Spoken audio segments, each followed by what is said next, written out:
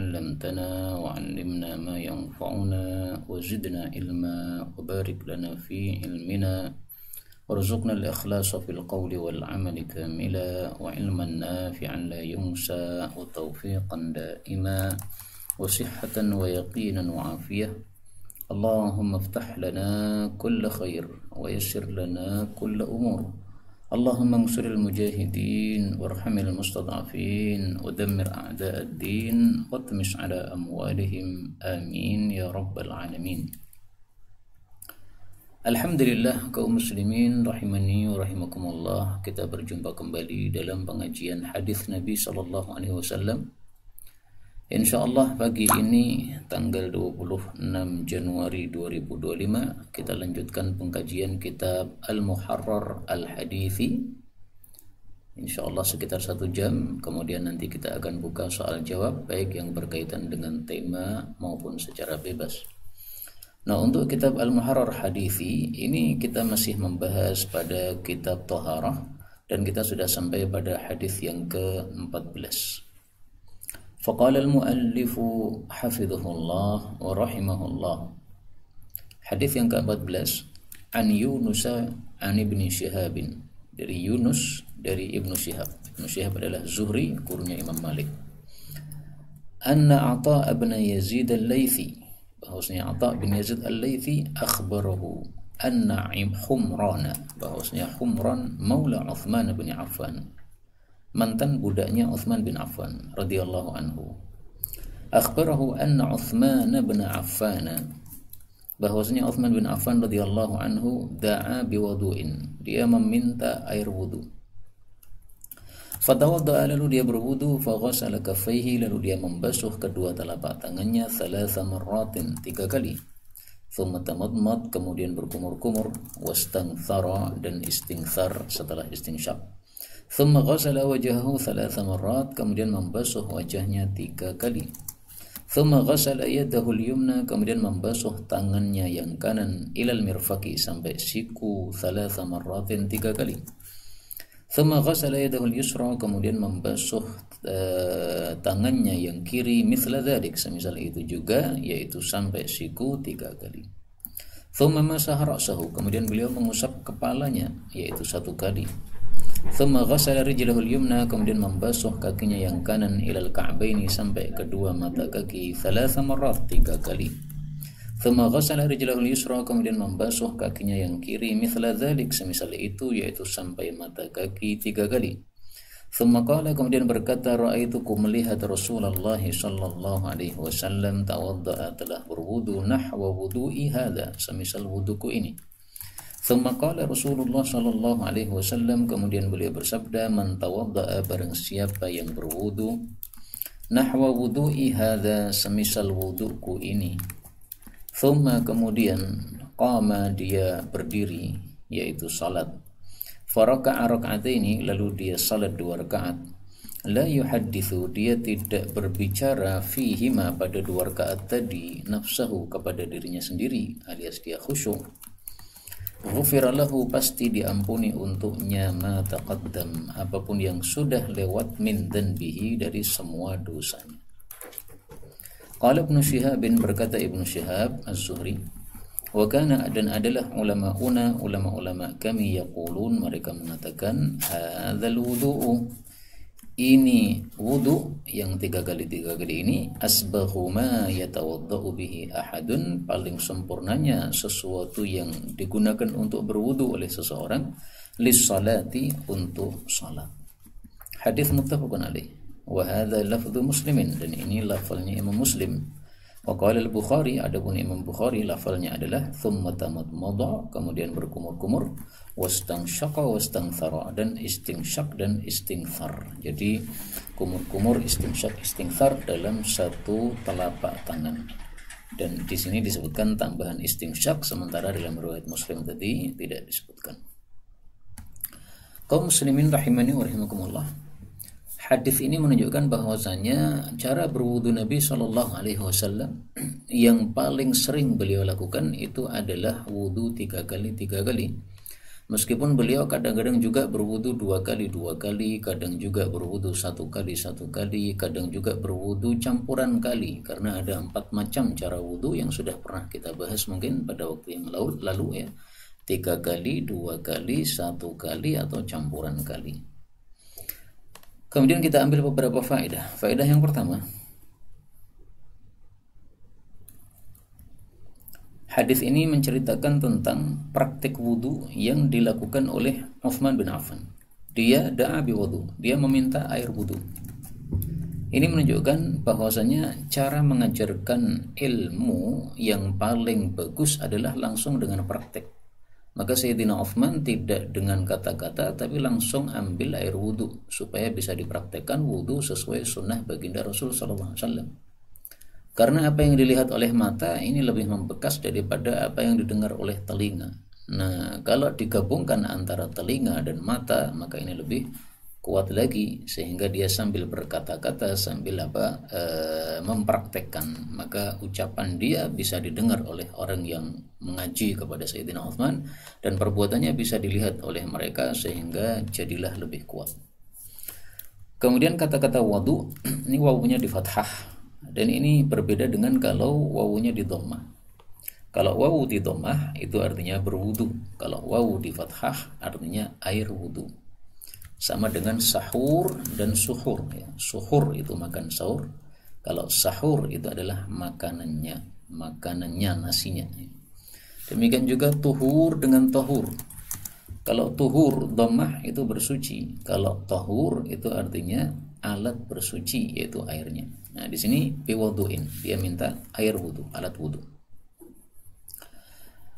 Faedah berikutnya, di sini disebutkan sebelum dia berwudu, yang pertama kali dia membasuh kedua telapak tangan. Nah, kedua telapak tangan ini belum termasuk wudu, tapi ini adalah perkara sunnah yang dilakukan sebelum wudu, yaitu mencuci tangan. Dan ini sunnah dalam semua keadaan, baik itu bangun malam maupun kondisi yang lain, hukumnya semuanya sunnah. Ini menurut pendapat mayoritas para ulama rahimahumullah ta'ala, bahwa ini hukumnya sunnah. Menyelisih mereka Imam Ahmad. Menurut Imam Ahmad, membasuh telapak tangan sebelum wudu ini hukumnya wajib apabila kita bangun malam. Jadi bangun malam hukumnya khusus, harus cuci tangan dulu sebelum kita masukkan tangan kita ke tempat air wudu. Faedah berikutnya, di sini disebutkan berkumur-kumur dan istighfar. Istighfar itu mengeluarkan air dari lubang hidung. Namanya istighfar pasti sudah melakukan istinsyak. Berarti di sini ada kata-kata yang terhapus, yaitu wastansyaqa, dan beliau istinsyak. Nah, tapi kata-kata istinsyak tidak disebutkan. Kenapa? Karena sudah bisa dipaham. Namanya istighfar berarti sudah istinsyak. Seperti ini disebut ijaz. Ijaz itu meringkas. Dan orang-orang Arab punya kaidah. Kaidahnya adalah khairul kalami ma dalla wa qalla. Sebaik-baik ucapan adalah yang sedikit dan sudah bisa dipaham, sudah menunjukkan. Nah, maka nggak usah panjang-panjang ini, sehingga diringkas, disengaja diringkas karena sudah mafhum. Faedah berikutnya, dalam hadis ini disebutkan wajahnya dibasuh 3 kali, telapak tangannya dibasuh 3 kali, kaki juga 3 kali. Inilah yang disebut sebagai wudu 3 kali 3 kali. Jadi semuanya 3 kali, berkumurnya 3 kali, wajahnya 3 kali. Tapi kecuali satu saja, yaitu masah ra'sah, untuk mengusap kepala. Ini tidak disebutkan berapa kali, sehingga dipahami oleh para ulama itu maksudnya adalah 1 kali.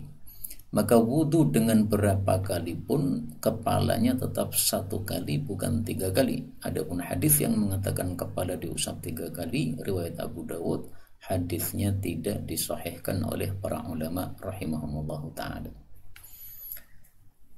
Yang disebut wajah itu batasannya adalah dari atas sini tempat terbitnya rambut, munculnya rambut, dan sampai bawah sini dagu. Kemudian samping kanan samping kiri adalah telinga. Nah, ini adalah batas wajah. Dan wajah ini disebut wajah karena seseorang ketika berjumpa bermuwajahah, maka area ini terlihat. Sehingga area yang tidak terlihat ini bukan termasuk wajah. Ini bawah dagu, sering banyak yang tanya, ini bukan wajah, karena ini bukan area yang terlihat ketika sedang bermuwajahah. ketika sedang berhadapan. Maka para wanita adalah menutupi bagian bawahnya dagu ini. Ini bukan termasuk dari wajah. Bagi orang yang botak, terbitnya rambut di tengah sini, ya, maka ini wajahnya tetap sama dengan orang yang normal, yaitu dari sini. Sehingga dia membasuh wajahnya bukan dari tengah, tapi dikembalikan ke adat, yaitu dari terbitnya rambut yang normal. Karena apa? Karena an-nadir la hukma lahu.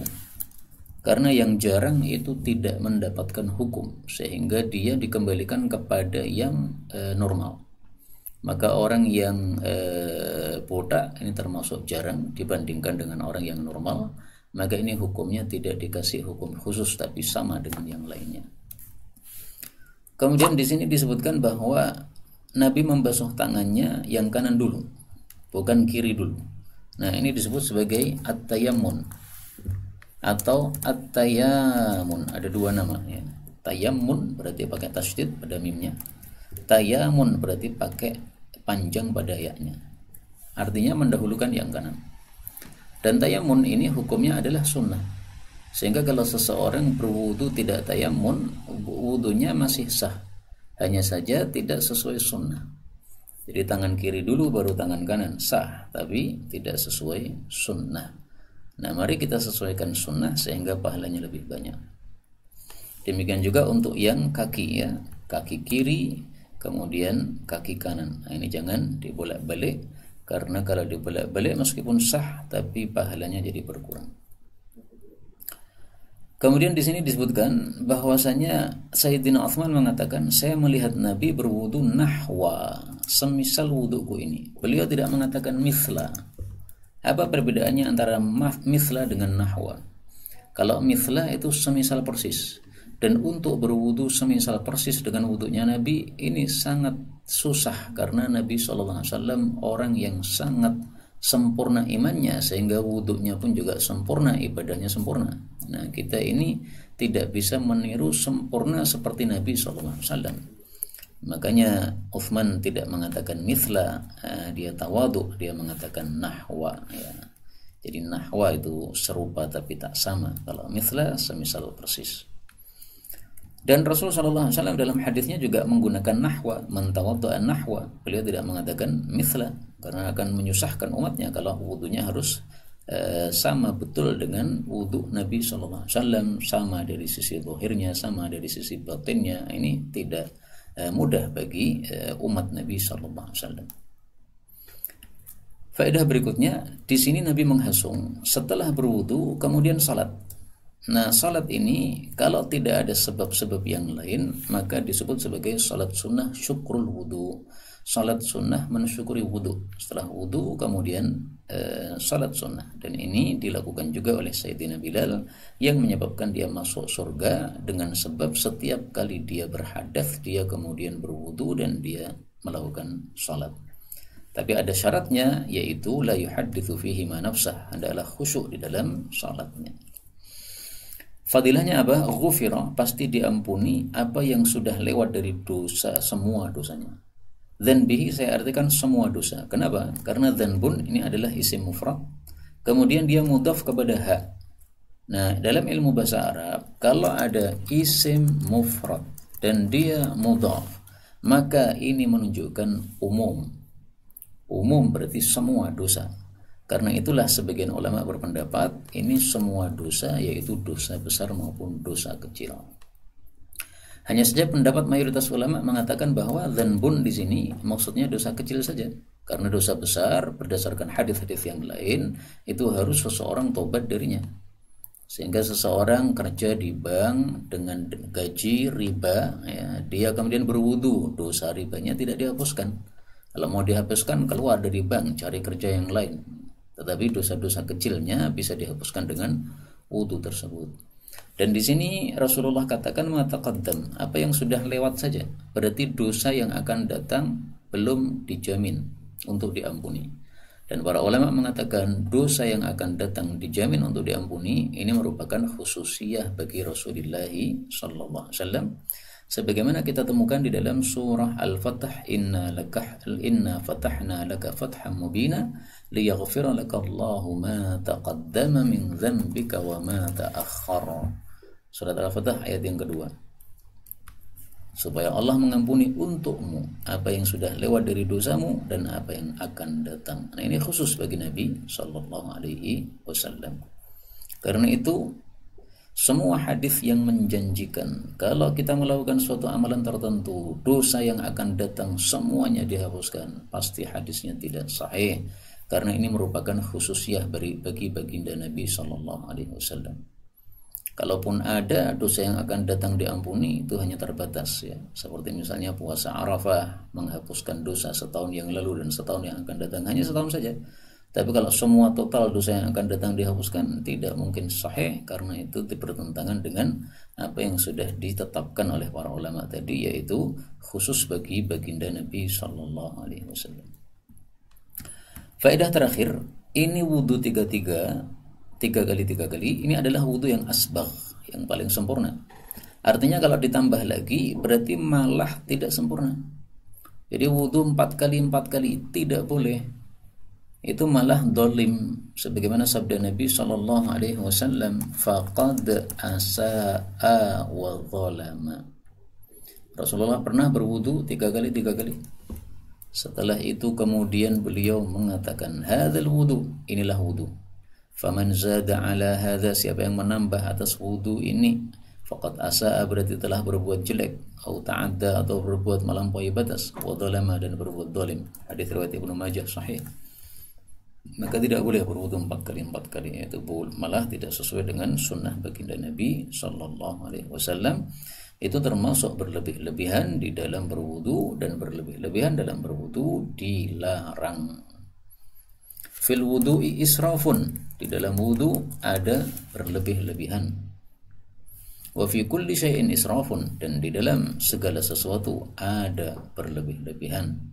Ini hadisnya dhaif tetapi maknanya sahih.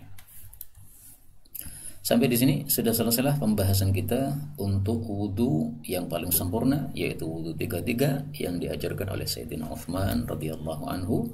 Dan Sayyidina Uthman ini adalah sahabat Nabi yang mendapatkan julukan Dzunnurain, orang yang memiliki 2 sinar, karena dia dinikahkan oleh Nabi sallallahu alaihi wasallam kepada 2 putri Nabi sallallahu alaihi wasallam.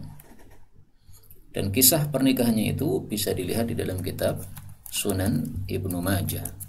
Rasulullah sallallahu alaihi wasallam menikahkan Sayyidina Uthman dengan Ruqayyah dan Ummi Kulthum. Diriwayatkan bahwasanya Nabi sallallahu alaihi wasallam berjumpa dengan Uthman di pintu masjid, lalu mengatakan, "Wahai Uthman, ini adalah Jibril memberitahu kepada saya bahwasanya Allah sudah mengkawinkan engkau dengan Ummu Kulthum, putri saya, dengan semisal maharnya Ruqayyah, atas semisal pertemanan yang baik kepadanya." Jadi awalnya menikahi Ruqayyah kemudian mati, kemudian dinikahkan dengan Ummu Kulthum, adiknya Ruqayyah. Nah, maka menikahi kakak beradik seperti ini boleh, asalkan tidak dipoligami ya, kakaknya dulu sampai mati kemudian adiknya. Ini riwayat Ibnu Majah ini derajatnya memang dhaif ya, tetapi maknanya sahih, bahwasanya betul-betul memang Nabi menikahkan Sayyidina Uthman dengan 2 putri beliau, Ummu Kulthum dan Ruqayyah. Dan di sini disebutkan maharnya sama, kemudian dipersyaratkan oleh Nabi harus suhbahnya atau persahabatan yang baiknya tetap dijaga dengan sama. Baik, kita lanjutkan hadis yang ke-15. Faqala al-muallif rahimahullah, wa an Amr bin Yahya al-Mazini an abihi radhiyallahu anhu qala, syahidtu, saya menyaksikan Amr bin Abi Hasanin, sa'ala, dia telah bertanya kepada Abdullah bin Zaidin. Abdullah bin Zaid ini sahabat Nabi sallallahu alaihi wasallam yang meriwayatkan tata cara wudu Nabi. An wudu'i. Nah, di sini bukan wudu tapi wudu ya, karena yang ditanyakan adalah tentang perbuatan wudunya, wudu'in Nabi, perbuatan wudunya Nabi sallallahu alaihi wasallam. Nah, maka Abdullah bin Zaid tidak banyak omong, tapi dia minta praktek langsung. Fada'a bitaurin, maka beliau meminta suatu wadah. Taur ini adalah satu wadah yang biasanya terbuat dari tembaga dan sejenisnya. Min ma'in, yang berisi air. Fatawadda'a lahum, lalu dia berwudu untuk mereka. Fakafa'ahu, lalu dia menuangkannya air tersebut ala yadaihi, kepada kedua telapak tangannya. Faghasalahuma thalathan, lalu dia membasuhnya 3 kali. Dan ini hukumnya sunnah menurut jumhur ulama dan wajib menurut Imam Ahmad, khusus setelah bangun tidur malam, sebagaimana tadi sudah kita bahas. Thumma, kemudian adkhala yadahu, dia memasukkan telapak tangannya fil ina, pada wadah taur tadi. Famadmada, lalu berkumur-kumur, wastansyaqa, dan istinsyak, wastanthara, dan istinthar, thalathan 3 kali, bi thalathi gharafatin, dengan 3 cawuan, mimma'in, dari air. Nah, jadi mencawuk dengan telapak tangan kanan. Nah, 1 cawuan ini yang isinya air sedikit, ini sebagiannya dimasukkan ke mulut untuk berkumur-kumur, sebagiannya lagi dimasukkan ke hidung untuk istinsyak, istinthar. Jadi bukan 2 kali, 1 cawuan untuk mulut, 1 cawuan buka untuk hidung, tidak ya. 1 cawuan untuk 2 lubang, yaitu mulut dan hidung. Dan ini diulang 3 kali ya. 1 kali sudah, 2 kali, 3 kali. Dan sunnahnya istinsyak dan berkumur-kumur itu pakai telapak tangan kanan. Tapi kalau sunnahnya istinthar itu sebaliknya, yaitu dengan telapak tangan kiri begini. Dipraktekkan oleh guru saya begini ya. Nah, seperti ini prakteknya ya. Jadi bukan begini ya, tapi begini. Wallahu a'lam. Thumma, kemudian adkhala yadahu, beliau memasukkan telapak tangannya fil ina'i, pada wadah. Faghasala yadayhi, lalu membasuh kedua tangannya ilal mirfaqaini, sampai kedua siku, marrataini, 2 kali. Thumma adkhala yadahu, kemudian memasukkan tangannya lagi fil ina'i, di wadah. Famasaha bi ra'sih, lalu beliau membasuh kepalanya, mengusap kepalanya. Nah, di sini mengusap kepalanya tidak disebutkan berapa kali, berarti 1 kali. Adapun yang sebelumnya tadi disebutkan, kumur-kumurnya berapa? Thalathan, 3 kali. Membasuh tangannya berapa? Marratain, 2 kali. Inilah yang disebut sebagai wudhu campuran ya. Sebagiannya 3 kali, sebagiannya 2 kali, sebagiannya 1 kali. Nah, maka ada 4 cara wudhu. Kemudian mengusap kepalanya bagaimana? Fa'aqbala biyadaihi wa adbara bihima. Beliau mendepankan kedua telapak tangannya dan membelakangkan kedua telapak tangannya. Ini kata-kata ini diperselisihkan tafsirannya oleh para ulama. Apa yang dimaksud mendepankan? Sebagian mengatakan mendepankan itu berarti dari belakang ke depan. Membelakangkan itu berarti dari depan ke belakang, membelakangkan namanya. Nah, dengan praktek seperti ini, maka rambut kita tidak rusak. Karena setelah kita tarik ke depan, kita tarik ke belakang, sehingga rambutnya rapi lagi. Tafsiran yang kedua, bahwasanya aqbala itu bukan mendepankan, tetapi memulai dari depan. Nah, jadi hati-hati terjemahnya ya. Aqbala kalau mendepankan berarti dari belakang ke depan, dan itu ada tafsiran ulama seperti itu. Tapi tafsiran yang lebih populer, aqbala itu adalah memulai dari depan. Nah, berarti dari depan ke belakang, setelah itu dari belakang ke depan lagi. Nah, dengan cara seperti ini berarti rambut kita jadi tidak rapi ya, karena terakhir kita akan mendepankan telapak tangan kita. Ada lagi tafsiran yang ketiga, ini adalah memulainya dari tengah. Mendepankan artinya menuju ke depan begini, membelakangkan artinya dari tengah lagi ke belakang begini. Nah, berarti ringkasnya mengusap kepala ini ada 3 cara. 3 cara ini semuanya satu hadis, hanya saja praktiknya para ulama yang berbeda di dalam menerapkannya. Dan seperti ini biasa, satu hadis penerapannya berbeda, ini biasa di antara para ulama kita rahimahumullah ta'ala. Thumma, kemudian adkhala yadahu, beliau memasukkan telapak tangannya fil ina'i, di wadah. Faghasala rijlaihi, lalu membasuh kedua kakinya ilal ka'bain, sampai kedua mata kaki. Nah, di sini juga tidak disebutkan berapa kali, sehingga zahirnya ini kakinya hanya 1 kali ya. 1 kali, kenapa? Ya karena sudah bersih mungkin kakinya, sehingga tidak perlu 2 kali atau 3 kali. Maka ringkasnya boleh berwudu dengan jumlah yang campuran 3, 2, 1, enggak ada masalah. Faqala, lalu Abdullah bin Zaid mengatakan, hakadha, seperti inilah raaitu, saya melihat Rasulullah sallallahu alaihi wasallam yatawadda, berwudu. Wa fi riwayatin, dalam satu riwayat yang lain, famat madha, dia berkumur-kumur, wastanthara, dan istinthar, 3 marratin, 3 kali, min gharfatin wahidatin, dari satu cauan. Jangan salah ya, gharfah bukan ghurfah. Kalau ghurfah kamar, kalau gharfah, gharafa yaghrifu gharfatan, nah itu adalah satu caukan, sebagaimana disebutkan dalam Al-Quran, illa man ightarafa ghurfatan biyadih. Kalau di Quran ghurfatan, tapi ada 2 qiraah memang ya. Jadi sebagian qiraah membaca ghurfatan sebagaimana yang biasa kita baca riwayat Hafs, sebagian lagi membaca ghurfatan. Nah, berarti ini malah saya ralat ya, kata-kata ghurfah tidak harus artinya kamar. Ghurfah bisa berarti kamar, ghurfah bisa berarti satu caukan, sama dengan gharfah. Hanya saja lebih populer kalau kata-kata ghurfah digunakan dalam bahasa keseharian dengan makna kamar. Wa fi riwayatin, dalam riwayat yang lain, bada'a, beliau memulai bimuqaddami ra'sih, dengan bagian depan kepala, hatta dhahaba bihima, sehingga beliau memergikan kedua telapak tangannya, ila qafahu, ke tengkuk. Thumma raddahuma, kemudian mengembalikan kedua telapak tangan, ilal makanil ladzi bada'a minhu, kepada tempat yang beliau mulai darinya, yaitu depan kepala. Nah, riwayat inilah yang dijadikan dalil oleh ulama yang berpendapat bahwa yang dimaksud akbala tadi ini bukan mendepankan. Akbala itu artinya memulai dari depan.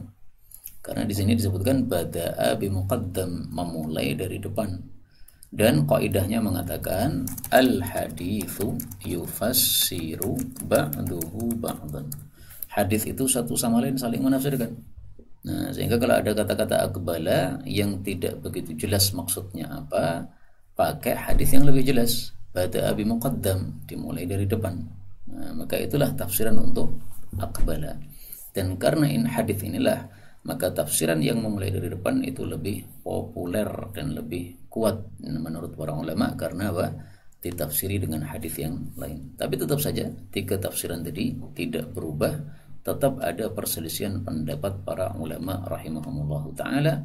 Dan paling bagus 3 pendapat itu semuanya kita lakukan meskipun seumur hidup hanya 1 kali, yaitu berwudu mengusap kepala dari bagian tengah ke depan ke belakang, atau dari bagian belakang ke depan baru ke belakang lagi. Itu juga pernah kita lakukan meskipun hanya 1 kali seumur hidup. Adapun yang lebih sering yang sesuai hadis ini, ya ini karena adalah tafsiran hadis dengan hadis, maka ini tafsirannya lebih kuat.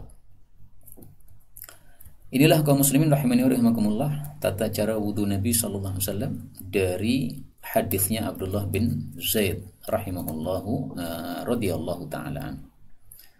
Sekarang kita lanjutkan hadis yang ke-16. Wa an Abi Hurairah radhiyallahu anhu anna Rasulullah sallallahu alaihi wasallam qala, idza stayqadha, apabila bangun ahadukum, salah satu kalian, min manamih, dari tidurnya, falyastanghfir 3 marratin, maka hendaklah dia istighfar 3 kali. Kenapa? Fa inna syayatina, karena sesungguhnya setan-setan itu, tabitu, dia bermalam, ala khayashimihi, pada lubang-lubang hidungnya. Hadis muttafaqun alaih. Hadis ini menunjukkan disunahkannya istighfar ketika bangun tidur 3 kali.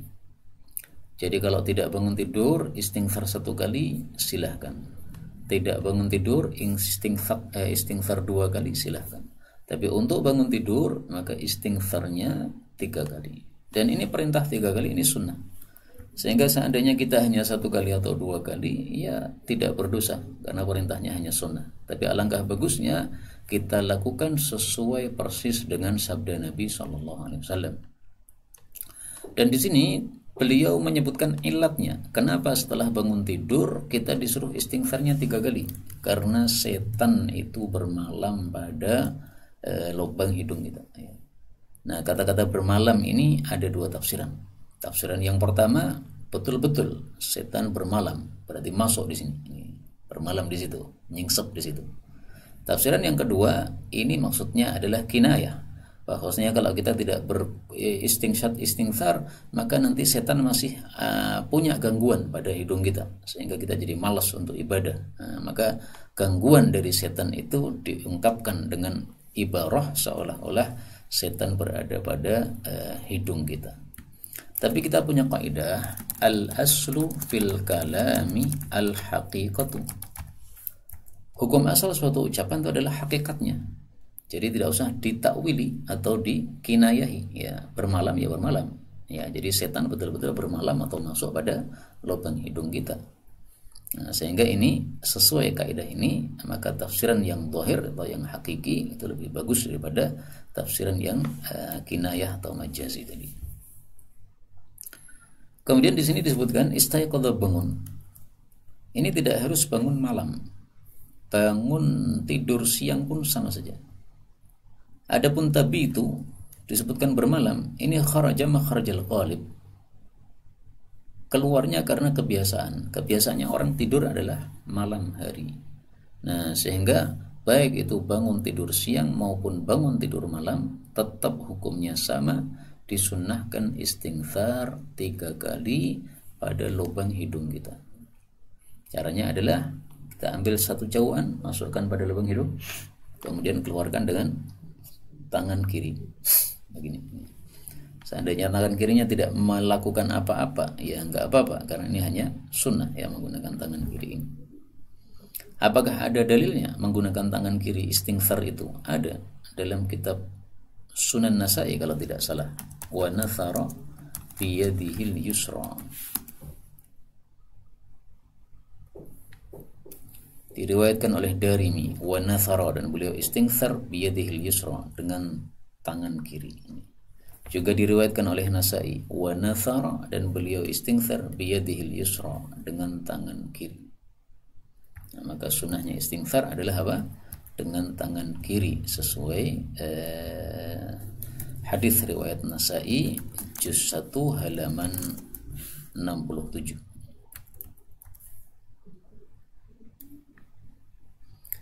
Kemudian dari hadis ini kita ambil pelajaran bahwa setan itu menemani kita atau bersama dengan kita pada saat kita tidur malam, pada saat kita tidur. Dan ini kita bisa imbangi dengan malaikat, supaya malaikat bersama dengan kita. Bagaimana caranya? Caranya sebagaimana sabda Nabi SAW, sebelum tidur kita berwudu terlebih dahulu.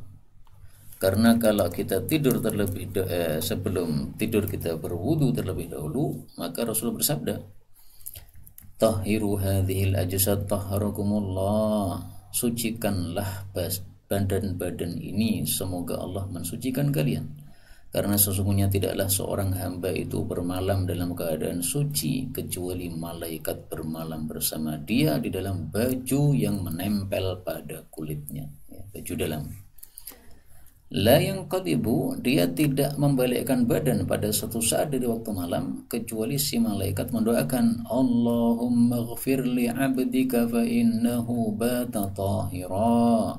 Ya Allah, ampuni hambamu ini karena dia bermalam dalam keadaan suci. Riwayat Tabarani sahih. Nah, ini caranya supaya kita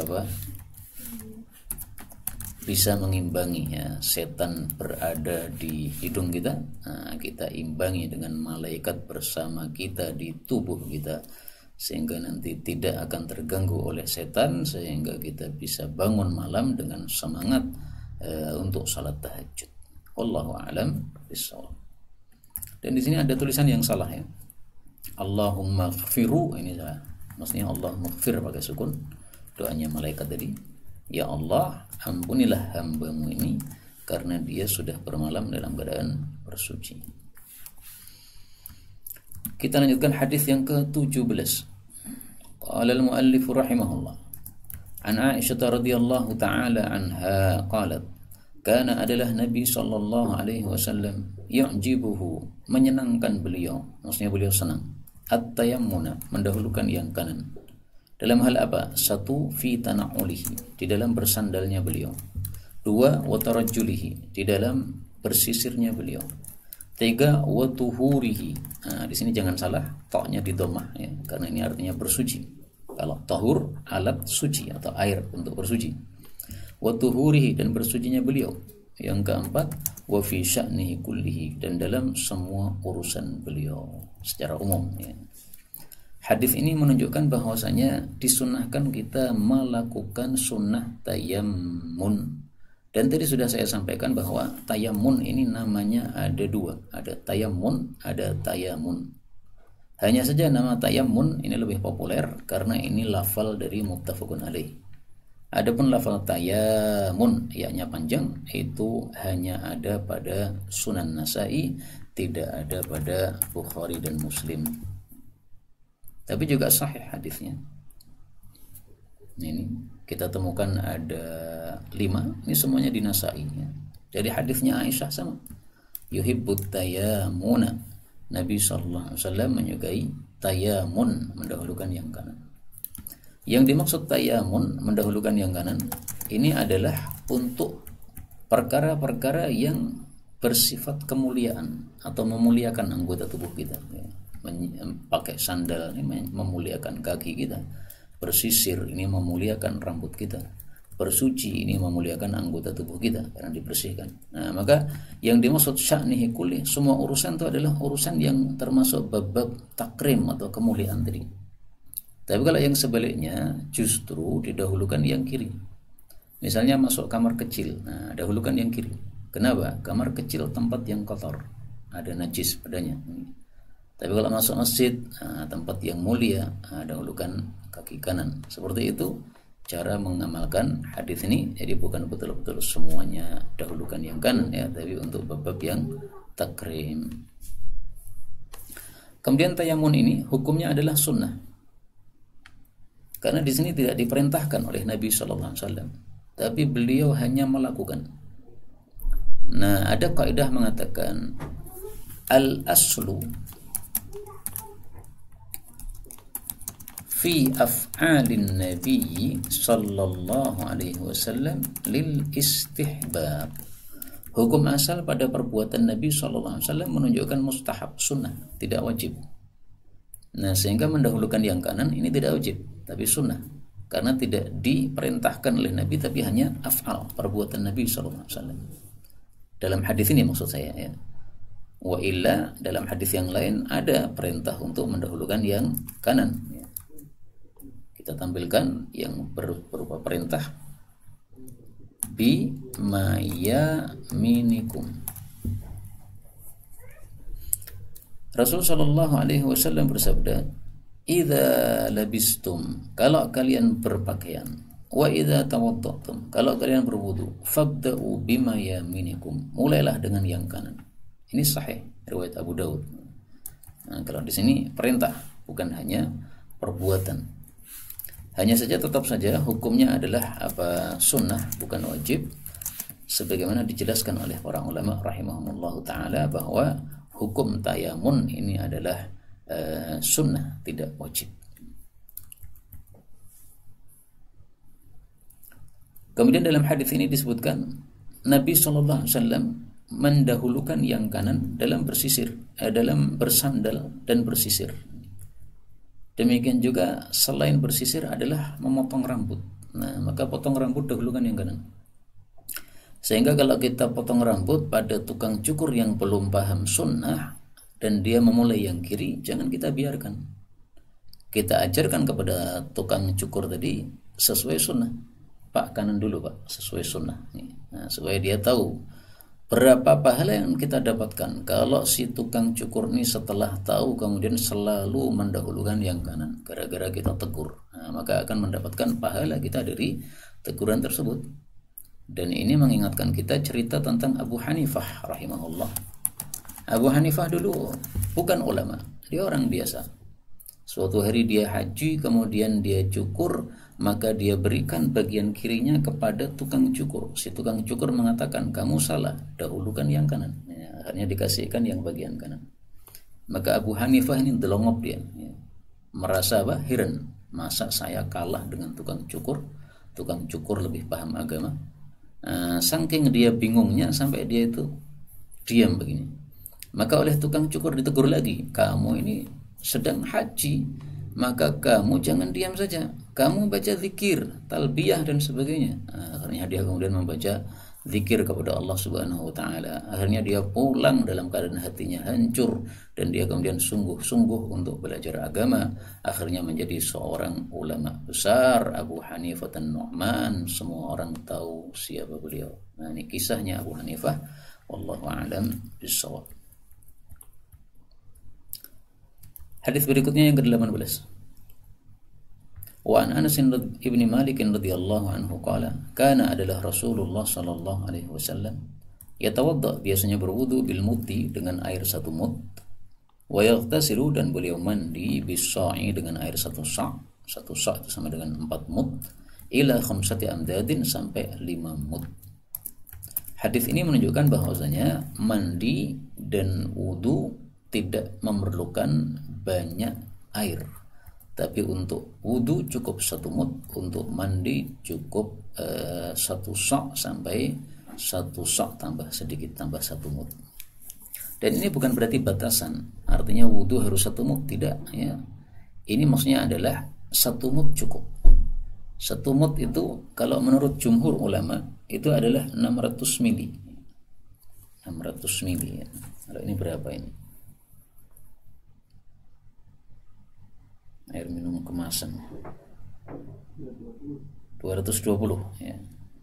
Nah, kalau ini 220 mili, berarti sekitar 2 kalinya ini atau 3 kalinya ini, itu 1 mud. Meskipun secara teori 1 mud itu adalah ketika kita mengumpulkan kedua telapak tangan kita, kemudian kita ambil air, ini 1 mud namanya. Tapi kan susah sekali kan mengumpulkan air seperti ini kan ya, karena akan keluar air dari rongga-rongga sela-sela jari ini, sehingga para ulama mereka membuat satu nilai dengan liter, yaitu 1 mud itu adalah 600 mili. Nah, berarti silahkan dicoba, kita ambil air setengah liter atau 600 mili ini, kemudian kita gunakan untuk wudhu. Kalau kita bisa, berarti kita sudah sesuai sunnah Nabi SAW. Kalau belum bisa, berarti kita wudhunya masih berlebihan, karena Nabi saja cukup 1 mud, kita belum cukup. Demikian juga mandi, silahkan dicoba meskipun seumur hidup 1 kali, yaitu kita ambil 4 kali atau 5 kali mud tadi ya.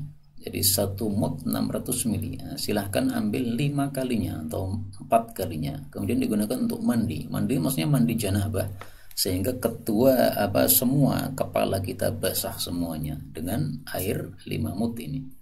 Ini minimal 1 kali kita amalkan dalam seumur hidup. Ini sudah termasuk pengamal ilmu.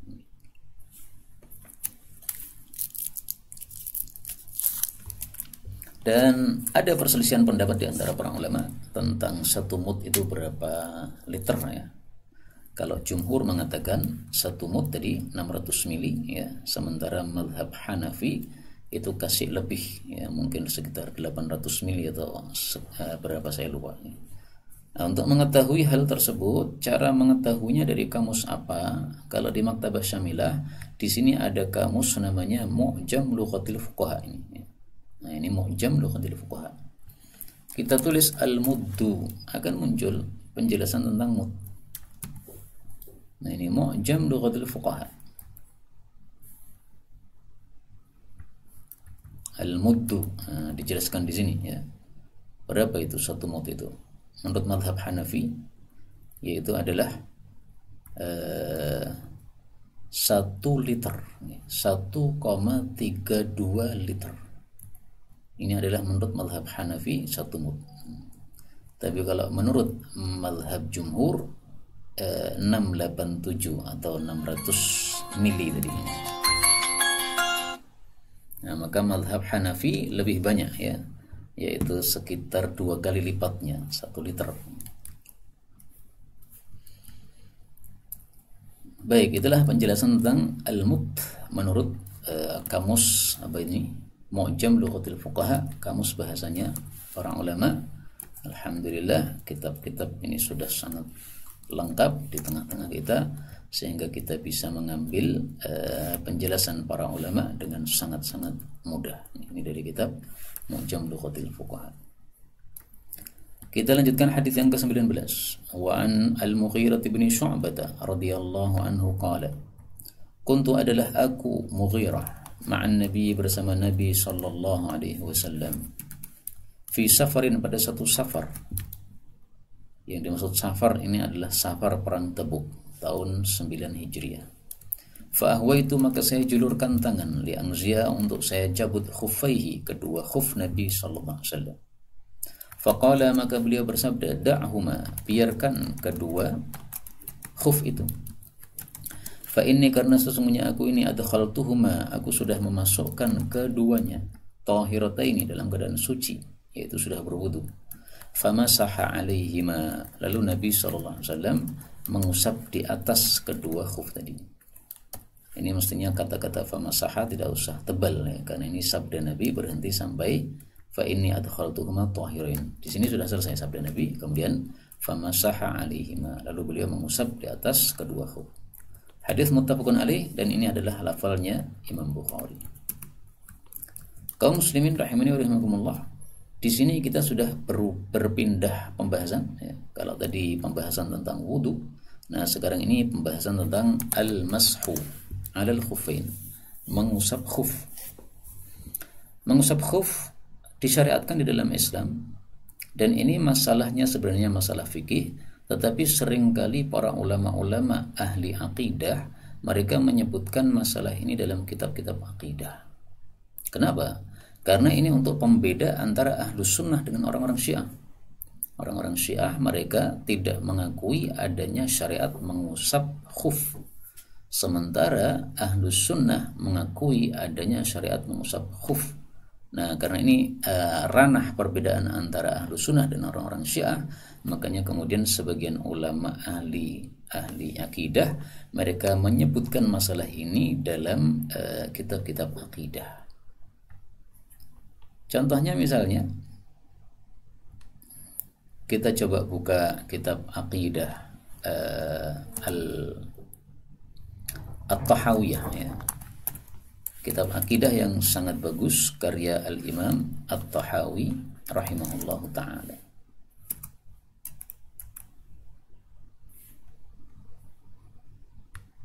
Apakah di situ ada al-masah ataukah tidak?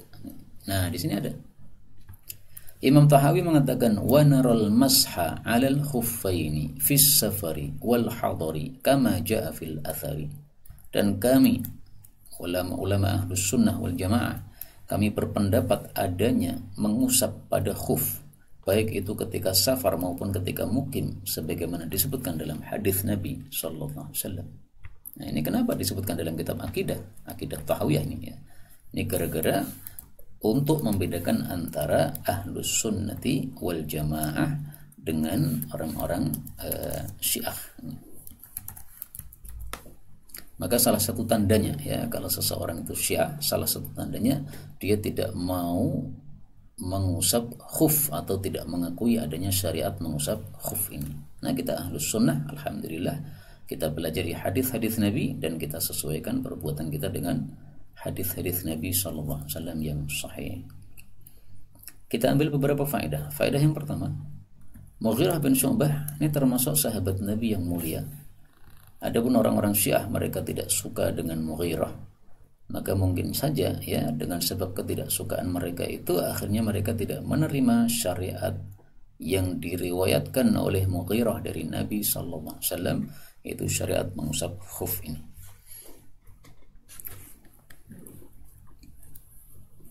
Faedah berikutnya, dalam hadis ini Mughirah berkhidmat kepada Nabi.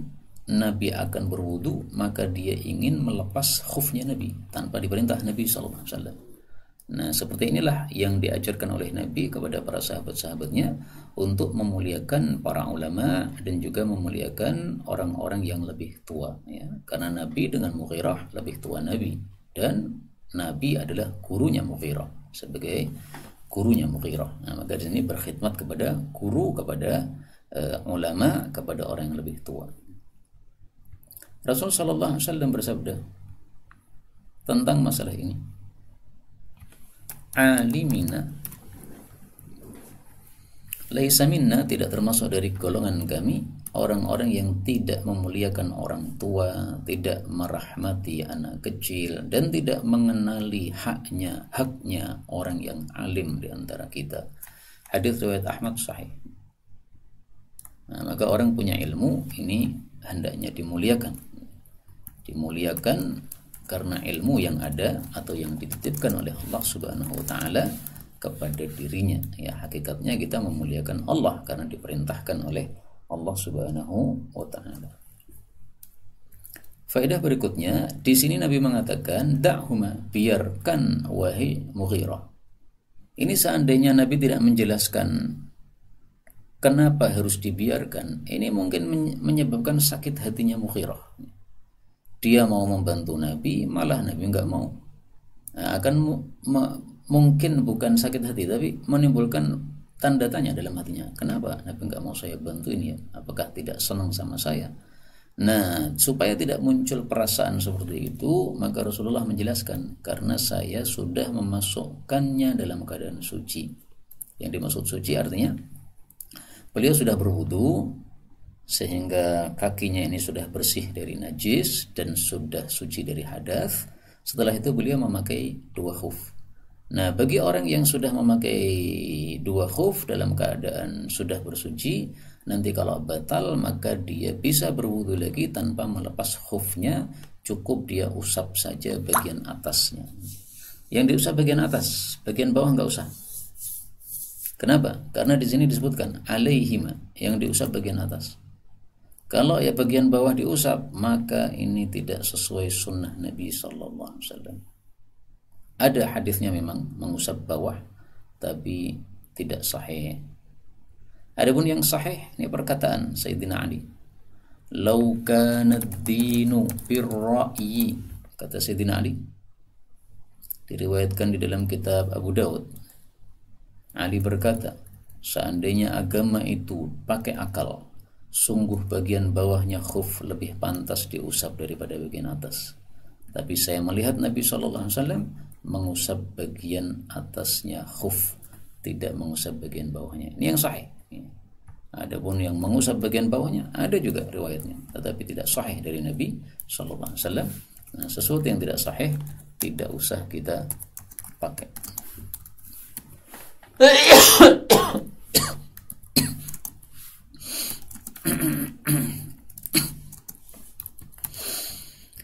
Kemudian faedah berikutnya, di sini disebutkan saya sudah memasukkannya dalam keadaan suci. Ini adalah syarat.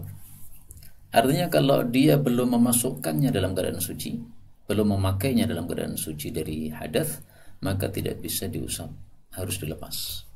Sehingga syarat mengusap khuf ini adalah satu, yang dipakai adalah khuf, bukan sandal. Apa bedanya khuf dengan sandal? Kalau sandal tidak menutupi mata kaki, kalau khuf, namanya khuf itu menutupi mata kaki, maka nggak bisa diusap sandal ya, harus khuf. Khuf atau sepatu atau kaos kaki yang tebal. Kalau kaos kaki yang tipis tidak termasuk, karena kaos kaki yang tipis ketika ada najis menetes maka dia masuk pada kulit kita, mengenai kulit kita. Sehingga kalau kita usap bagian atas dari kaos kaki yang tipis ini, bagian dalamnya yaitu kulit kita masih terkena najis. Berbeda dengan sepatu yang tebal ya, atau khuf itu kan dari kulit. Nah, sehingga kalau terkena najis nggak akan masuk. Maka kaos kaki yang tebal juga sama, yaitu bisa diusap. Kemudian di sini disebutkan famasaha, beliau mengusap. Nah, pertama mengusap inilah hitungannya 24 jam. Ini kan masa mengusapnya boleh sampai 24 jam bagi yang mukim, bagi yang musafir sampai 3 hari. Nah, ngitungnya pertama itu dari masaha, awal mengusap. Misalnya saya berwudu jam 4 pagi, kemudian saya memasang khuf jam 5 pagi, kemudian saya berbatal jam 6 pagi, tapi saya wudu untuk salat duha jam 7 pagi. Nah, maka cara menghitung 24 jam bukan jam 4-nya ketika saya berwudu, bukan jam 5-nya ketika saya pasang khuf, bukan jam 6-nya ketika saya batal, tapi jam 7-nya ketika saya pertama kali mengusap khuf itu. Ya, meskipun ini masalah khilafiyah, tetapi pendapat yang dipakai oleh sebagian guru kami adalah ini, yaitu apa? Dimulainya dari mengusapnya. Dan itu ada hadisnya dalam Sunan Ibnu Majah. Hanya saja saya lupa lafalnya. Tapi kalau membuka Sunan Ibnu Majah pada bab tentang tayamum, nanti akan kita temukan hadis tersebut. Ya, memulainya adalah setelah mengusap, bukan setelah batal. Kemudian dalam hadis ini disebutkan bahwasanya Nabi SAW hanya mengusap alaihima, atas keduanya, ya, tidak melepas. Dan ini boleh dilakukan apabila hadasnya hadas kecil. Hadas kecil yaitu 1 kencing, 2 BAB, 3 tidur. Kita tidur setelah pakai khuf dan setelah berwudu tadi. Maka bangun-bangun, maka kita berwudu tanpa melepas khuf, nggak ada masalah. Yang tidak boleh adalah kalau kita hadas besar. Maka hadas besar tidak bisa mengusap. Ini harus dilepas khufnya ini. Ya. Apakah ada hadisnya? Ada. Walakin min ghaitin au baulin au naumin. Ini hadis riwayat Nasai.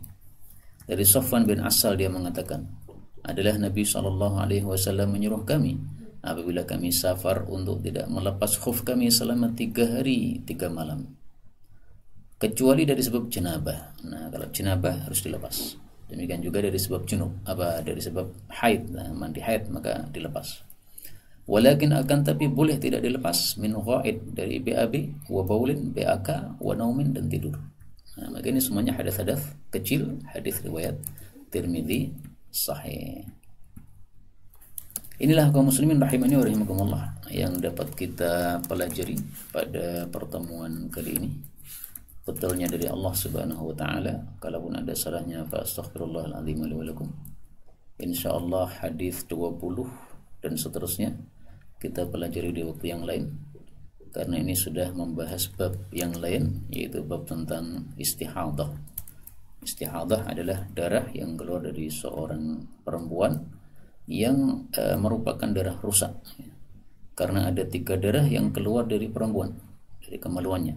Yang pertama darah nifas, yaitu darah karena melahirkan atau setelah melahirkan. Yang kedua darah haid, yaitu darah yang normal setiap bulan. Yang ketiga adalah darah rusak, disebut darah istihadah. Definisinya adalah selain darah nifas dan haid, maka berarti darah istihadah. Nah, ini semuanya akan dibahas insyaallah pada waktu yang akan datang. Wallahu a'lam bissawab. Walhamdulillahi rabbil alamin. Nah, adapun sisa waktu, kalau ada pembahasan-pembahasan baik yang berkaitan dengan tema maupun secara bebas, mari kita bahas. Saya lihat dulu apakah sudah ada pertanyaan. Baik, di sini ada pertanyaan. Batasan kita diperbolehkan untuk tayamum. Apakah ketika di ma'had kami tidak ada sama sekali air, apakah sudah boleh bertayamum? Ini tampaknya sudah pernah ditanyakan dulu. Harus mencari dulu, ya. Kalau sudah mencari tidak ada air, maka terpaksa tayamum. Jadi mungkin di sekitar pesantren ada masjid misalnya, kita bisa ambil air dari masjid. Atau mungkin ada tetangga yang terbuka, artinya mudah untuk kita minta air darinya, maka bisa minta tetangga. Tapi kalau pesantrennya di tengah padang pasir, ya sudah. Kemudian minta penjelasan singkat untuk pemahaman sebagian kaum muslimin yang mengatakan bahwa sentuhan antara laki perempuan bisa membatalkan wudu. Ya, ini masalah khilafiyah. Sehingga tidak ada masalah kalau ada umat Islam berpendapat seperti itu, karena ada juga ulama yang berpendapat seperti itu. Allah Subhanahu wa taala mengatakan aula mastumun nisaa. Surat An-Nisa ayat 43 dan surat Al-Maidah ayat 6. Atau kalian bersentuhan dengan perempuan lalu kalian tidak mendapati air, maka silahkan tayamum. Berarti menyentuh perempuan batalkan wudu. Hanya saja kata-kata lamastum ini menurut Ibnu Abbas adalah jima'. Sementara menurut Ibnu Umar lamastum ya sentuhan. Nah, bagi yang menafsirkan ini sentuhan biasa, ini sesuai tafsirannya Ibnu Umar. Tapi memang Ibnu Abbas dengan Ibnu Umar dalam bab tafsir itu lebih menonjol Ibnu Abbas, sehingga perkataan Ibnu Abbas di sini dianggap lebih kuat oleh para ulama rahimahumullah ta'ala. Apakah ada salat sunnah setelah salat isya ketika dijamak dengan salat maghrib jamak motor? Ketahuilah bahwasanya tujuan dari salat sunnah adalah untuk menambal kekurangan salat wajib kita. Karena itu salat sunnah tetap disyariatkan meskipun salatnya dijamak, maghrib dengan isya dijamak, tetap ada salat sunnah. Tapi yang tidak ada adalah setelah maghrib dengan isya, antara maghrib dengan isya ini tidak ada salat sunnahnya. Karena kalau ada salat sunnahnya berarti kita sudah memisah antara keduanya dan itu tidak disebut jama'. Karena itu fatwa para ulama-ulama, misalnya bisa dilihat dalam kitab Majmu' Syarah Muhadzab karya Imam Nawawi, kalau seseorang menjamak antara maghrib dengan isya karena hujan, maka dia bisa salat sunnah setelah isyanya nanti, salat sunnah 2 rakaat setelah isya, lalu tambah salat sunnah lagi 2 rakaat, yaitu mengganti salat sunnah yang setelah maghrib yang tidak kita lakukan, dan tambah lagi 2 rakaat lagi mengganti salat sunnah sebelum isya yang kita tidak lakukan tadi. Jadi mengqadha bisa ya, karena kaidahnya adalah al-qadha yahkil ada. Hukumnya mengqadha itu sama dengan hukum mengada atau melakukan atau pelaksanaan pertama. Lalu pelaksanaan pertamanya adalah sunnah, berarti mengqadhanya juga sunnah. Nah, maka setelah maghrib dijamak dengan isya, setelah itu masih disyariatkan salat sunnah ba'diyah isya, dan kalau mau silahkan mengqadha ba'diyah maghrib dan mengqadha qabliyah isya. Itu adalah fatwa dari para ulama kita rahimahumullah ta'ala. Dan tidak ada larangan sama sekali bahwasanya seseorang kalau jamak maka jangan salat sunnah lagi, enggak ada larangan. Bolehkah jamaah wanita membenarkan bacaan imam laki-laki ketika lupa atau salah? Ya, hukum asalnya boleh. Karena Rasulullah sallallahu alaihi wasallam bersabda, "An-nisa'u syaqa'iqur rijal." Ini hadis diriwayatkan oleh Abu Dawud. An-nisa'u, para wanita itu adalah syaqa'iqur rijal, saudari kandungnya laki-laki. Artinya hukumnya dalam Islam disamakan. Sehingga kalau imamnya bacaannya salah, makmumnya membenarkan. Nah, kalau ternyata tidak ada yang membenarkan dari kalangan laki-laki, ya hukum asalnya boleh. Tetapi semestinya yang membenarkan itu adalah satu orang saja yang berada di belakang imam. Jadi tujuan orang berada di belakang imam itu salah satunya adalah kalau imamnya batal dia bisa mengganti, kalau imamnya salah dia bisa membenarkan. Nah, sekarang ini prakteknya sering salah. Imamnya salah baca, semasjid semuanya langsung benarkan. Ini apa-apaan begini? Nggak ada sunnahnya begitu. Dan itu nggak ada gunanya. Saya sebagai imam, kalau bacaan saya salah, kemudian antum di belakang saya semuanya rame membenarkan, saya nggak akan dengar apa-apa. Karena suara yang bersamaan itu jadi tidak jelas. Semestinya yang ngomong satu orang, yang di belakang saya tuh. Kalau saya imam ya, nah, yang di belakang saya itu yang benarkan. Kalau yang di belakang saya tidak hafal, nah baru sebelahnya. Sebelahnya juga nggak hafal, sebelahnya lagi. Terus satu orang ya. Jangan banyak orang nggak ada gunanya. Karena nggak akan jelas. Nah, kalau seperti itu yang kita lakukan, nggak perlu insya Allah ada perempuan mengingatkan kayak begini ya. Karena sudah diwakili oleh para laki-laki ya, yang ada yang dipilih oleh imam atau siapa yang punya hafalan yang mampu untuk membenarkan bacaan imam. Apakah ada hadis tentang potong kuku disunahkan pada hari Jumat? Ketahuilah kaidahnya. Tidak ada satupun hadis sahih tentang waktu pelaksanaan potong kuku. Nggak ada hadis sahih. Semua hadis tentang waktu pelaksanaan potong kuku semuanya tidak ada yang sahih dari Nabi SAW. Hanya saja kalau kita potong kuku hari Jumat, maka sudah termasuk dalam kata-kata wa yatatahharu mastata'a min tuhrim. Apabila seseorang mandi Jumat, kemudian dia bersuci apapun yang dia mampu dari kesucian, dan dia itu berparfum, kemudian keluar, tidak memisah antara dua orang yang duduk, kemudian sholat sesuai yang ditetapkan oleh Allah, kemudian diam ketika imam bicara, kecuali pasti diampuni semua dosanya selama 1 pekan. Ini hadis riwayat Bukhari. Nah, di sini kata-kata yatatahhar, bersuci, ini masuk di dalamnya potong kuku, karena potong kuku ini kadang-kadang ada kotoran pada kuku kita, sehingga kalau kita potong ya otomatis berarti mensucikan kotoran-kotoran yang ada pada kuku kita, maka ini sudah termasuk yatatahharu mastata'u minat tuhri. Adapun yang lafalnya khusus ya, bahwasanya potong kukulah pada hari Jumat atau pada hari Kamis, tidak ada satupun hadis yang sahih dari Nabi sallallahu alaihi wa alihi wasallam. Baik, ini 5 pertanyaan sudah kita selesaikan, tapi ternyata masih ada lagi beberapa pertanyaan yang lain. Coba kita buka ya.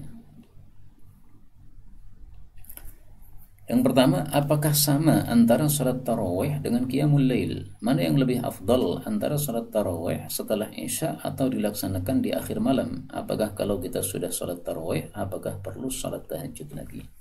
Sama antara tarawih dengan tahajud, hanya beda nama saja, tapi sama, yaitu salat yang dilakukan setelah Isya sampai subuh, itu namanya tahajud, itu namanya qiyamul lail, itu namanya tarawih. Tarawih kalau dilakukan di hari Jumat berjamaah, di bulan Ramadan berjamaah. Tahajud kalau dilakukannya habis tidur, ya. Qiyamul lail kalau dilakukannya sebelum tidur atau setelah tidur. Nah, maka hanya nama saja sebenarnya, tapi sama, barangnya sama ya. Jadi amalannya sama. Apakah bisa tahajud lagi setelah tarawih? Bisa, nggak ada masalah. Karena salat sunnah ini kita disuruh untuk memperbanyak. Khairu maudhu'. Rasulullah bersabda, as-salatu khairu maudhu'. Salat adalah amal terbaik yang disyariatkan. Barang siapa yang mampu memperbanyak salat sunnah, adalah dia perbanyak salat sunnah. Nah, maka setelah tarawih di masjid, kemudian salat tahajud di rumah, perbanyak silahkan. Yang penting la witrani fi lailah, jangan witirnya 2 kali dalam 1 malam. Mana lebih utama, di masjid pada Isya ataukah nanti akhir malam? Dijawab oleh Sayyidina Umar. Sayyidina Umar pada suatu malam melihat orang-orang melakukan usulan dia atau peraturan yang dia lakukan untuk salat tahajud, salat tarawih bersama-sama. Tapi kemudian dia mengatakan, ni'mal bid'atu hadhihi, sebaik-baik bid'ah nih tahajud di awal malam ini. Tetapi waktu yang mereka tidur darinya, yaitu akhir malam, lebih utama daripada waktu yang mereka bangun padanya. Dan ini perkataan Sayyidina Umar benar, bahwasanya waktu akhir malam lebih utama daripada awal malam. Karena Rasulullah sallallahu alaihi wasallam bersabda, masyhudatun.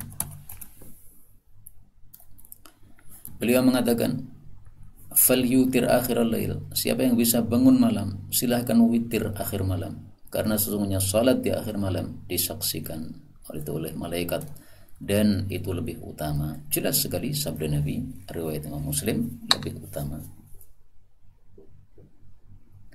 Mana yang lebih afdal antara salat witir setelah tarawih di awal malam atau salat witir setelah selesai salat tahajud di akhir malam, khususnya di bulan Ramadan? Witir hukum asalnya lebih utama di akhir malam, karena diperintahkan oleh Nabi sallallahu alaihi wasallam, ij'alu akhir salatikum bil-laili witran. Jadikanlah akhir salat kalian di malam hari adalah salat witir. Hadis muttafaqun alaih. Nah, tapi kalau Anda sebagai imam salat tarawih, maka tidak ada masalah. Anda salat witirnya di awal malam. Tinggal nanti nambah lagi 2 rakaat dan tidak boleh witir lagi karena sudah witir. Apakah sama antara salat sunnah fajar dengan salat sunnah qabliyah subuh? Sama. Disebut qabliyah subuh karena dilakukan sebelum subuh. Disebut salat sunnah fajar karena dilakukan setelah terbit fajar. Rasul sallallahu alaihi wasallam bersabda, raq'ata al-fajr.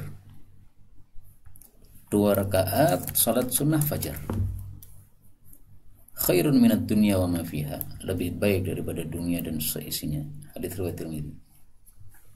Nah, konon orang-orang itu membedakan antara salat sunnah fajar dengan qabliyah subuh. Saya nggak tahu dalilnya orang-orang itu, kenapa mereka bedakan. Sementara dari penjelasan para ulama kita, sama saja antara salat sunnah qabliyah subuh dengan salat sunnah fajar itu. Saya sampai hari ini nggak tahu apa dasarnya yang membeda-bedakan seperti itu. Kalau ada dasarnya ya boleh. Kalau nggak ada dasarnya, jangan dibeda-bedakan. Bagaimana hukumnya qiyamul lail berjamaah? Lebih utama dikerjakan sendiri ataukah berjamaah? Demikian juga salat duha. Rasul sallallahu alaihi wasallam salat tahajud dan salat duha sendiri, tidak berjamaah. Dan Rasulullah bersabda, khairul hadi hadi Muhammadin sallallahu alaihi wasallam. Sebaik-baik petunjuk adalah petunjuk Nabi Muhammad sallallahu alaihi wasallam. Tapi diperbolehkan kita salat duha berjamaah, diperbolehkan kita salat tahajud berjamaah, terutama untuk bab ta'lim, bab pengajaran, misalnya di pesantren. Ya. Santri kalau dibiarkan tahajud sendiri-sendiri tidak tertib, maka ditertibkan, nggak ada masalah. Bagi yang sudah tertib, tidak lagi wajib berjamaah, nggak ada masalah juga, bagus. Jadi ini dalam rangka untuk pendidikan saja. Kalau sudah terdidik ya sudah, nggak perlu jamaah. Kalau belum terdidik ya dibuat jamaah. Karena tujuannya adalah bagaimana muncul kesadaran dalam setiap jiwa bahwa salat tahajud ini sangat-sangat penting bagi kita sebagai hamba Allah Subhanahu wa taala yang memerlukan sinar hidayah dari Allah Subhanahu wa taala. Nah, tahajud ini menyebabkan munculnya sinar dari Allah Subhanahu wa taala. Berikutnya, bagaimana hukumnya menggabungkan niat 2 salat sunnah? Misalnya salat tahiyatul masjid dengan salat sunnah qabliyah subuh. Pertanyaan yang sama untuk puasa. Bolehkah 2 niat? Boleh. Ini dalilnya. Wa innama likulli imri'in ma nawa, dan tiada lain setiap orang mendapatkan apapun yang dia niatkan. Ini dijadikan dalil oleh para ulama menggabungkan 2 niat dalam satu amal.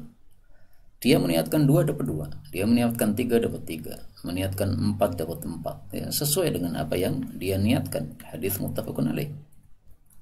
Tapi syaratnya ibadah yang digabungkan niatnya bukan ibadah yang qaim binafsih atau mustaqil, yang berdiri sendiri, nggak bisa.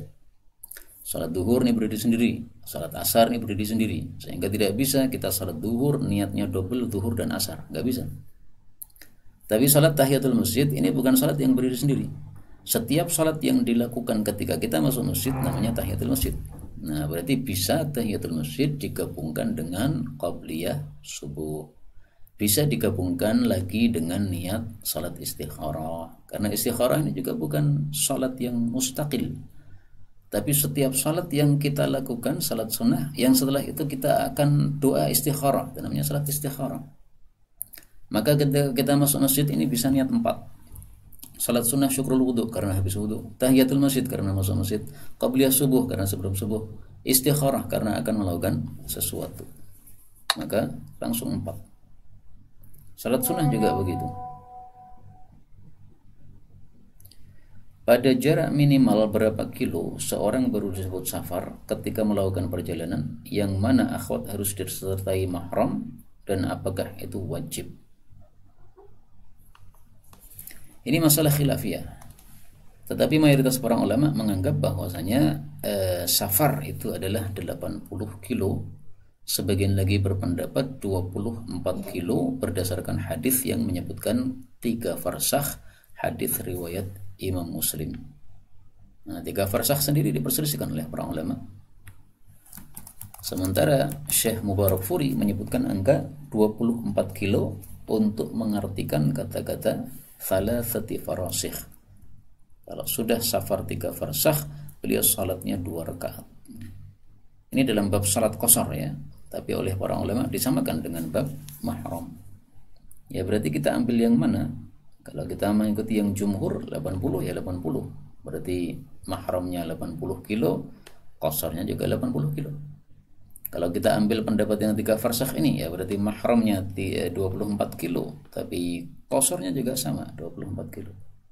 Jangan seenak sendiri ya. Untuk mahram cari yang jauh 80 kilo.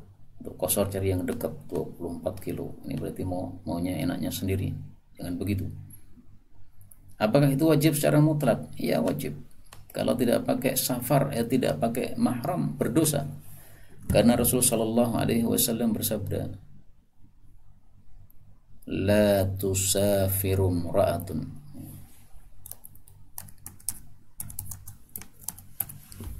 Rasulullah Shallallahu Alaihi Wasallam bersabda, la yahillu, tidak halal. Berarti apa? Haram. Limra'atin, untuk seorang perempuan. Dalam hadis yang lain, limra'atin tu'minu billah, bagi seorang perempuan yang beriman kepada Allah dan hari akhir, untuk safar 3 hari kecuali bersama mahramnya. Hadis riwayat Muslim. Nah, 3 hari ini karena kasusnya waktu itu yang ditanyakan 3 hari, beliau sebutkan 3 hari, bukan berarti harus 3 hari. Apa hukumnya tempat imam salat yang dibuat lebih tinggi posisi lantainya dibandingkan dengan makmum? Makruh. Karena Rasul Shallallahu Alaihi Wasallam melarang fi maqamin arfa' min maqamil ma'mum. Maqamin arfa'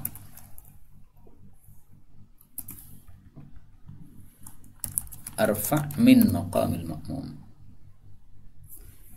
Idza amar rajul, apabila seseorang mengimami suatu kaum, fala yakum fi makanin, jangan berdiri pada satu tempat, arfa' min maqamihim, yang lebih tinggi daripada tempat mereka. Hadis riwayat Abu Dawud. Tapi larangannya ini tidak sampai haram, hanya makruh. Karena Rasulullah pernah juga berdiri di tempat yang lebih tinggi, yaitu beliau naik mimbar, kemudian salatnya di atas mimbar supaya dilihat oleh para jamaah, supaya mereka mempelajari tata cara salat beliau. Berikutnya, apakah sah jika yang diusap ketika wudhu hanya bagian jambul rambut? Nah, bagian depan sini. Sah menurut mazhab Syafi'i, tidak sah menurut mazhab Maliki. Dan ini perselisihan pendapat gara-gara ayat ini. Famsahu biru'usikum, wamsahu, dan usaplah biru'usikum. Nah, kata-kata ba di sini, ba-nya ini ba apa? Dalam bahasa Arab, ba itu fungsinya banyak. Ada ba litab'id, menunjukkan sebagian, berarti wamsahu biru'usikum, usap sebagian kepala. Dan ini mazhab Syafi'i, berarti sudah cukup diusap bagian depan. Mazhab Maliki berpendapat biru'usikum ini bukan ba tab'id, tetapi ini ba yang lain ya. Namanya apa saya lupa, mungkin apa lil istighraq atau yang lainnya. Nah, berarti diusap semuanya kepala. Sehingga tidak sah kalau hanya diusap bagian jambulnya. Artinya karena ini masalah khilafiyah, ya biarkan orang yang mengusap bagian jambulnya, dia mengamalkan mazhab Syafi'i, dan sesuai dengan ayat ini, sesuai tafsirannya mazhab Syafi'i. Kalau kita tidak usah seperti itu ya, karena Nabi tidak pernah wudunya dengan mengusap jambul saja. Apakah sah jika ketika wudu membasuhnya hanya sekali saja di setiap bagian tubuh yang dibasuh? Ya sah, karena itu juga sesuai sunnah. Wudu 1 kali sah, wudu 2 kali sah, wudu 3 kali sah, wudu campuran kali sah. Minimal 1, maksimal 3. Bagian apa saja yang wajib dibasuh ketika wudu? Jika airnya hanya 1 gelas saja, semuanya yang disebutkan dalam Quran dibasuh. 1 gelas sudah cukup. Faghsilu wujuhakum, wajah wajib. Aydiyakum ilal marafiq, tangan sampai siku, ini wajib. Wamsahu biru'usikum, ngusap kepala, ini wajib. Arjulakum, kaki, ini wajib. Ya, 4 yang wajib yang disebutkan dalam surat Al-Maidah ayat 6. Wajah, tangan sampai siku, usap kepala, kaki sampai mata kaki. Itu yang wajib. Yang lain-lainnya tidak wajib. Istinsyak tidak wajib, istighfar tidak wajib, kumur-kumur tidak wajib.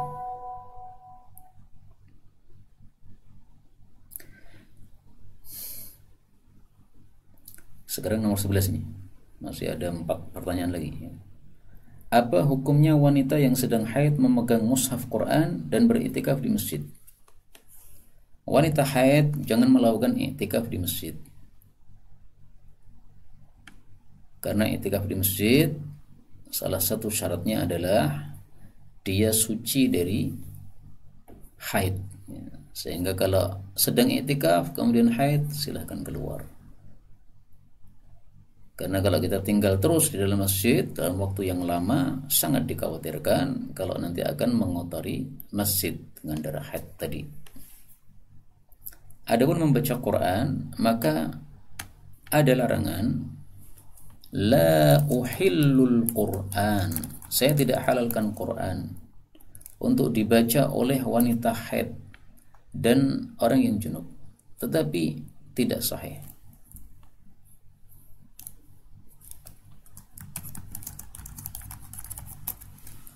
Lafalnya ini, la yaqra'ul junub walal haid. Orang junub dan orang haid jangan membaca syai'an minal Quran, sedikit pun dari Quran. Hadis riwayat Tirmidzi, derajatnya dhaif. Nah, karena dhaif, maka menurut Imam Bukhari yang maunya hadis sahih saja, beliau berpendapat boleh seorang wanita haid membaca Quran. Adapun di sini pertanyaannya bukan membaca ya, tapi memegang mushaf. Nah, memegang mushaf pun juga diperselisihkan oleh para ulama. Menurut jumhur tidak boleh pegang, tapi sebagian kecil ulama berpendapat boleh memegang karena larangan memegang itu tidak sahih dari Nabi sallallahu alaihi wasallam. Kalaupun dianggap sahih, itu maksudnya apa yang tidak boleh itu? La yamassul Qur'an illa tahir. Jangan menyentuh Quran kecuali orang suci. Apa maksudnya suci ini? Tidak jelas. Sebagian ulama berpendapat suci ini maksudnya adalah orang muslim. Jangan menyentuh Quran kecuali orang suci alias orang muslim. Orang kafir nggak boleh. Nah, maka orang muslim meskipun haid boleh sentuh Quran karena dia adalah tahir, dia adalah muslim. Dan makna ini dikuatkan dengan hadis yang lain di mana Rasulullah sallallahu alaihi wasallam naha ayyusafar bil Quran ila ardil adu. Nabi melarang dibawa safar Quran itu ke negara musuh, yaitu orang-orang kafir. Hadis muttafaqun alaih, supaya Qurannya tidak dipegang oleh orang-orang kafir. Berarti yang dilarang ini orang kafir, bukan orang muslim. 12. Apakah hukumnya memakai celak untuk laki-laki dan perempuan? Apakah sama hukumnya? Mubah memakai celak. Dan menurut guru kami, Syekh Mustafa Al-Adawi, tidak ada satupun hadis sahih tentang celak. Kata Syekh Mustafa Al-Adawi ya, tidak ada satupun hadis sahih tentang celak. Tapi ada juga yang mensahihkannya. Hukumnya mubah, karena ini termasuk perkara muamalah. Apa perbedaan madhi dengan wadhi? Gampang sekali membedakannya. Dari kitab maksud saya ya. Kita tulis al-wadiyu ya. Apa itu makna wadi pakai dal? Kalau al-madhyu pakai dal, al-madhyu. Nah, di sini sudah ditulis oleh para ulama. Al-wadiyu itu adalah al-ma'ur raqiqul abyad, air yang encer yang berwarna putih, yakhruju minadz dzakar ba'dal baul, yang keluar dari dzakar setelah selesai kencing, min ifrazil prostata, itu karena keluar dari prostatnya. Ini hadis ini penjelasan tentang wadi, yaitu setelah kencing selesai kemudian keluar cairan putih. Nah, itu wadi.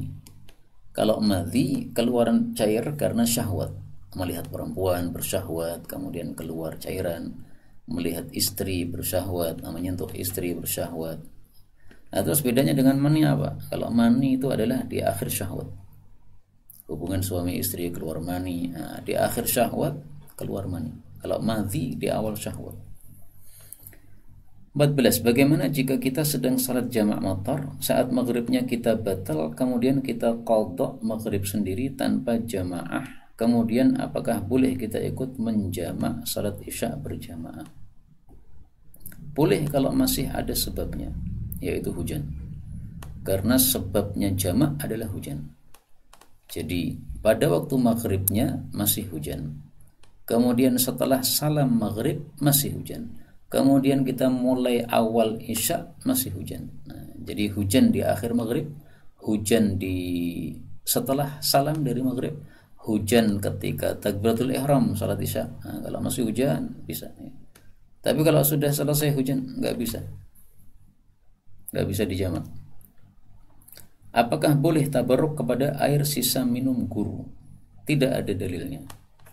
Tabarruk yang sahih adalah hanya dari Rasulullah, bekas-bekas Rasulullah sallallahu alaihi wasallam. Dalilnya adalah bahwa Rasul sallallahu alaihi wasallam bersabda, "Al-barakatu minallahi." Berkah itu dari Allah Subhanahu wa taala. Nah, sehingga berkah itu tidak boleh kita tetapkan kecuali ada dalil yang sahih. Apakah ada tabarruk dengan selain Nabi sallallahu alaihi wasallam? Ini hadis riwayat Bukhari ya. Nabi mengatakan, "Wal barakatu minallah." Berkah itu dari Allah. Yang kita temukan hanya tabarruknya para sahabat dari bekas Nabi sallallahu alaihi wasallam. Rasulullah wafat tidak ada sama sekali yang tabarruk dari Sayyidina Abu Bakar, Uthman, Umar, Uthman, Ali. Enggak ada. Berarti tidak disyaratkan itu tabarruk dengan bekas-bekas selain Rasul sallallahu alaihi wasallam. Maka pendapat yang mengatakan boleh semua orang soleh ditabarruki bekas-bekasnya tidak sesuai dengan praktek para sahabat. Boleh kita minum sisa air guru ya, tapi kalau mengatakan ini ada berkahnya ini, ya dari mana kamu tahu ada berkahnya? Sumber pengetahuan berkahnya dari mana? Berkah itu sesuatu yang gaib.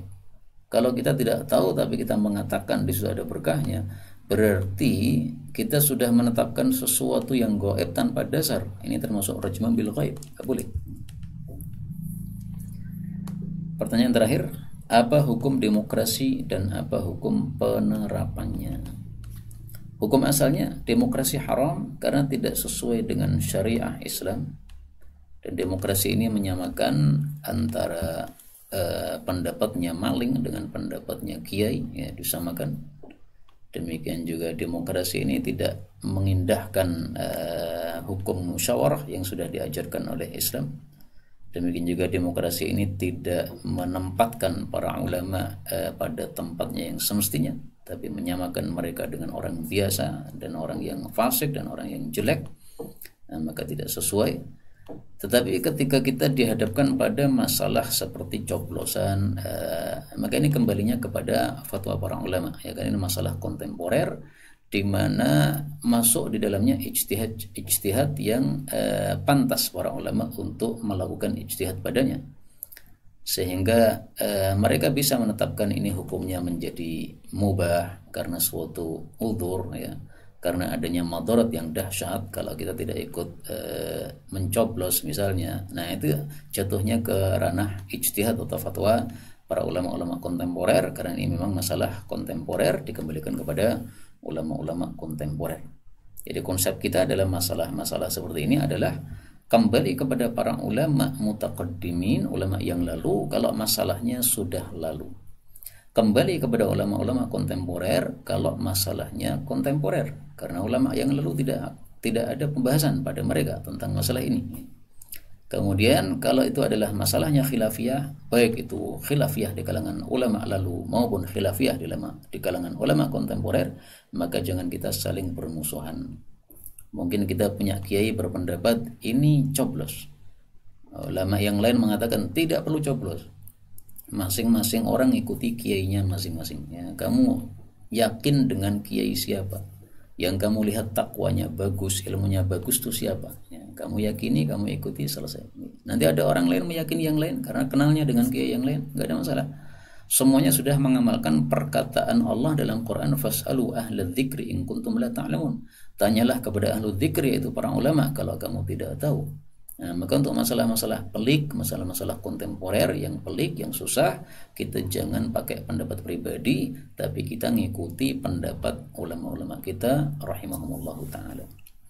Inilah kaum muslimin rahimani rahimakumullah yang dapat kita pelajari pada pertemuan kali ini. Betul dari Allah subhanahu wa ta'ala. Kalaupun ada salahnya, fa astaghfirullahaladzim li wa lakum.